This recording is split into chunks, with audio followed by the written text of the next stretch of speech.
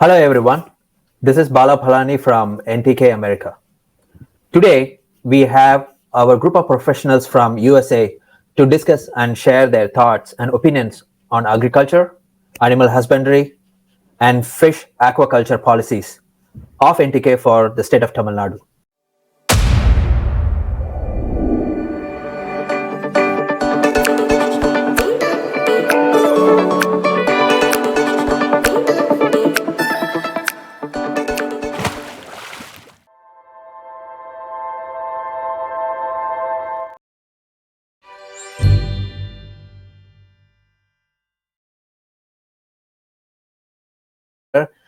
So Vajra, there are the last few questions here for you.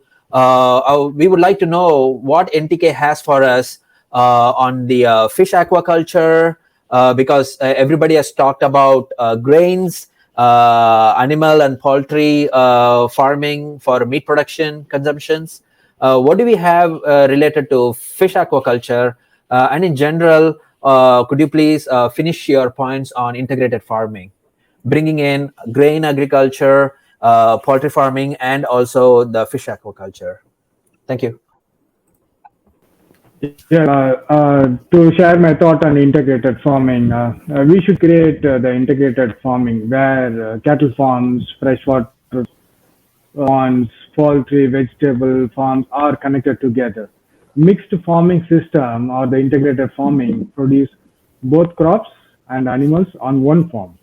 This farming system produces wider crop rotations and thus reduces dependency on it reduces the dependence on chemicals, allows diversification for better risk management. I just want to give how the flow happens. Like the cattle can feed on the grass and the other vegetation from the farms. The cow dung will be utilized for biogas generations, which in turn generates electricity.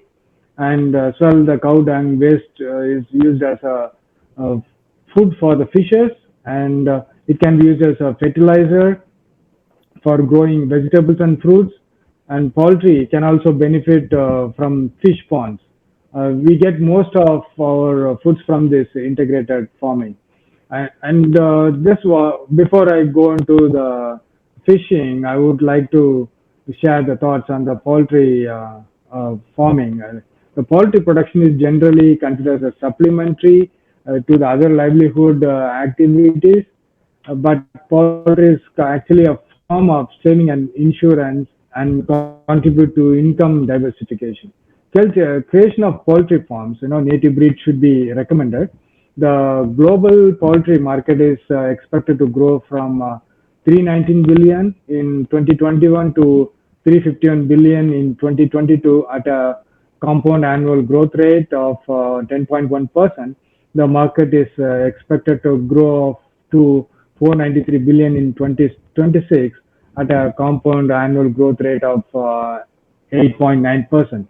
The poultry provides companion to humans, serves as a source of food in the form of eggs and meat, and the poultry farms requires very less for drinking and cleaning. It's like 1 liter of water is sufficient for 5 birds for a day. And as well as the poultry, the droppings is rich in nitrogen and organic material. Hence, it's considered as a very good fertilizer actually. So, and coming to the fish pond, it is one of the freshwater fish. It's a great demand. As you see, the seafood market as well as the fresh water fish market is very huge, and we have to recommend because of the lot of change in climatic conditions in the oceans and the seas. We due to excessive of fishing, we lost so much of fishing, and we need to bring the ecosystem of the sea, like building a coral system, and we need to protect the seashore. And we should not be allowing the construction of ports, basically damaging the ecosystem. We need to protect the ecosystem because the seafood is one of the major food for the people. So we need to uh, build the programs to enhance the uh, fishing in the sea, encourage the coral development so that the ecosystem of the sea is maintained. So coming back to the freshwater fishing, so we should encourage the farmers building the integrated farming so that where you can develop the native breed, fish breeds and our calves and so many of Indian fish varieties you can build. That's like you have so many benefits out of that fishing, where that fishing will be used as a fertilizer, where the plants can thrive and grow, where you use fish as a fertilizer, and there is a lot more business in the fishing ponds. And NTK has got a lot of ideas to promote farming as well as fishing and poultry. Thank you, Thank you, Bala, for Vajra. giving the opportunity. Yeah. Yeah, thank you, Vajra. And thank you for explaining on the cycle of the food and fish agriculture, and how each and every aspects of the grains, the animals, and the fish benefit each other. And we also know that fish is one of the primary food sources for the majority of the people in Tamil Nadu, not just grains alone. Thanks for sharing all your points. Finally, we are going to let Selva share his thoughts on benefits of microorganisms, and how are we going to manage bringing back organic farming. Selva, please share your thoughts, final thoughts on what we have spoken so far, and what are your thoughts, final closing points. Thank you. Thanks, Bala. Yeah. So, well, in the there is a recent study in the US that around 16% of US population uh, is going towards or always using an organic food or a non-food product, right? So there is a huge economy on the whole, or there is a growth of economy. People are going back to organically produced goods, even if it is food or non-food. And if you look at Denmark, this is something which Seaman, the chief coordinator of NTK, Nam Tamlar Kachi, keeps talking about. We should play with the strength of our land, right? So we bring back the economy. There is multiple alternative economics we can bring forth by following this agricultural policy of us, where we can play on our strength to produce large quantities of food grains to feed the entire world, and also produce alternate economies in the form of palm trees. NTK has been planting millions of palm trees even coming before coming to power all throughout Tamil Nadu. A lot of palm seedlings have already been planted, and plant palm based economy is one of the booming economies of our land, which is native to our land.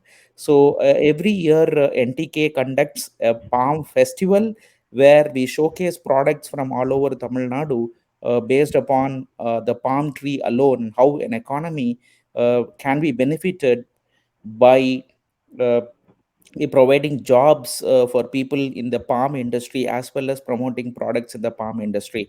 And Vajra rightly pointed out that the milk and dairy industry is one of the biggest and most easily tapped economy inside Tamil Nadu.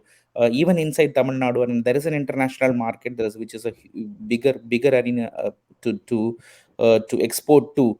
But again and again, Seaman, our chief coordinator of NTK, had spoken in several stages about how the Tamil Nadu government can tap into the milk and dairy industry alone, and grow its income, which it can tap to other beneficial policies and ideas for the growth of Tamil Nadu people. But that's the way to go as an integrated picture. I see from this discussion that we are the only professionals who are talking and sitting in a room and discussing about all of the agricultural policies of NTK. And really hats off to Tangasamy Anna and Vajra and Bala to bring forth these discussions, and we put forth these ideas. We are the professionals who are talking about it. So So in an integrated fashion, putting together our organic farming, our seeds from as Tangasami Anna told, our traditional seeds and farming practices, combined with what Vajra spoke about, the dairy and the animal husbandry plus the fish farming. I think NTK has a very strong policy with respect to agriculture, which is going to be the core of NTK's government when it comes to power. Bala, that's my final closing thoughts. Thanks for the time, Bala. Yeah, I really appreciate your comments and bringing about the policies of NTK on agriculture. Selva, when you mentioned about the palm tree, I can only think of Seema Anna's NTK policy to increase the number of palm trees by suggesting Palakodi Panai Tittam. I guess that's what you are explaining. And the palm tree, the Panai Maram, being the national tree of the state of Tamil Nadu. Thanks for sharing your points. From this conversation, all I can understand is how important it is to bring back our native crops, going back to our organic farming, which has been the native way of the ancestral way of farming in the past, and its health benefits.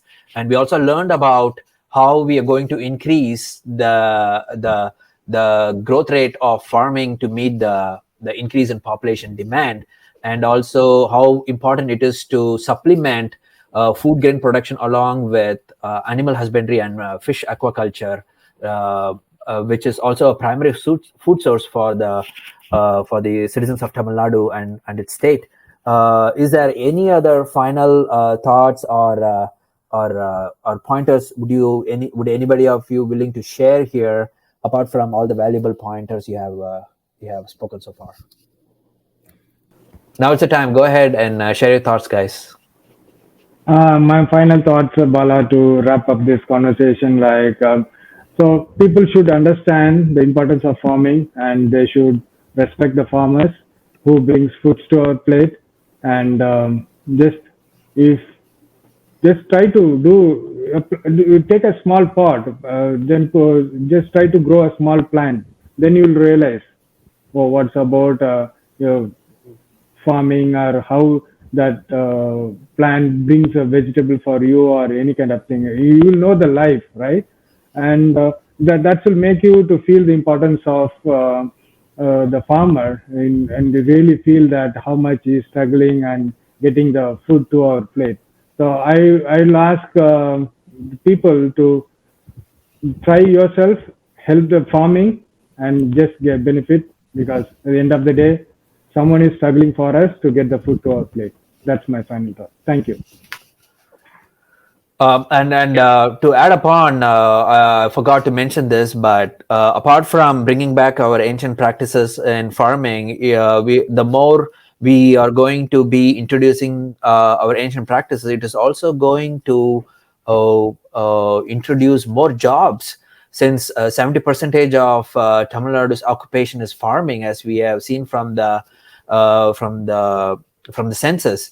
So jobs is also, which has been discussed here, which is one of the important points. Jobs for everyone. Any final points? Yeah, Bala, I would like to share only one thing. We have to change our eating habits because we started polishing all the grains, like a rice, brown rice, and white rice, and then super fine rice. This kind of our cultural thing. I would say this just eating white rice is kind of like a very fashion, and eating brown rice is like a poverty below poverty line. People eat the rice, so we have to change these habits. And because the rice and other grains like a wheat, they have the husk outside that we cannot chew and eat. So it's okay to mill the rice, it's fine. But brown rice, at least it has the second layer, which is nutritious. We have to eat as a whole. So, but the millets, they don't have the husk. It's a very soft grains. You have to cook the grains as it is. So it contains all the nutrients and the vitamins and the minerals, everything inside the whole grain. You can boil it either ragi or the pearl millet, which is called bajra. So you can boil and then eat as it is. Then you don't need to worry about any health issues. So I would like to bring this point to the people who eats these the cereals and millets, they have to change their habit of eating, how to eat the grains. Thank you. That's all. Thanks for that very important point, Tangsami. We are coming to the end of this discussion here, folks, and I really appreciate you taking time to speak on the policies of NTK on the topic of agriculture. Soon we will meet again to discuss many other policies of NTK for the future of Tamil Nadu. Thanks, everyone. Thank you, host, for the speakers as well as the NTK for giving me the opportunity. Thank you. Thank you all. Meet again.